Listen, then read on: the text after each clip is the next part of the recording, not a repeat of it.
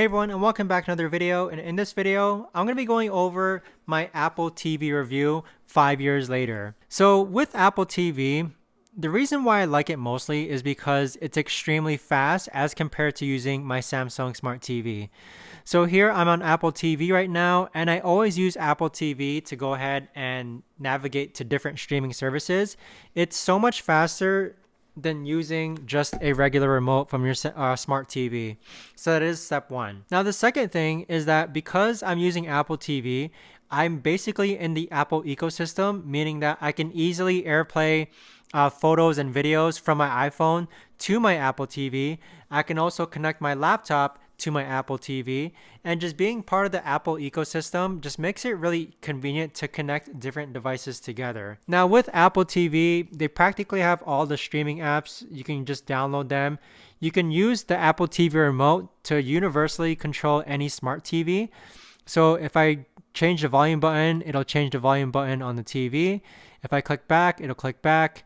If I can also turn on and off my TV using an Apple TV remote.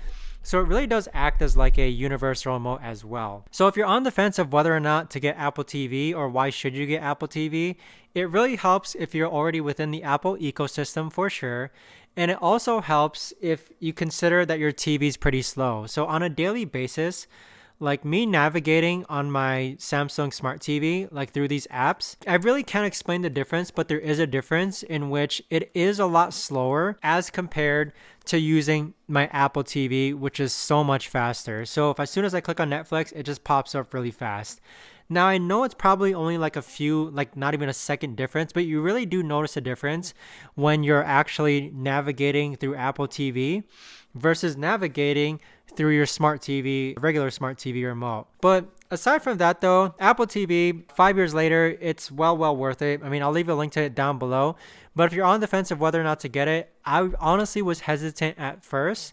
But after getting used to it, it really does just make more sense. And I'd also say another thing is that with Apple TV, the voice to text is so much faster. It's so much more accurate as well.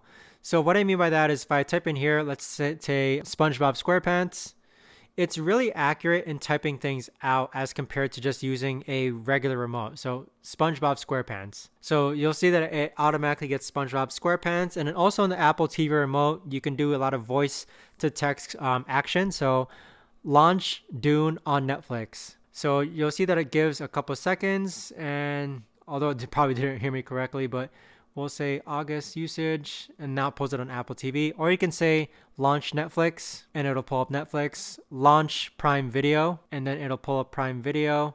So a lot of use cases, I mainly use like the side of my remote here, this kind of microphone icon, if you can see it. It's this icon right over here. A lot of voice to text features, which makes it super convenient as well when you're watching TV. But that is essentially my Apple TV 5-year review. If you guys have any questions, let me know in the comments down below. Thanks so much for watching, and I'll see you guys all in the next video.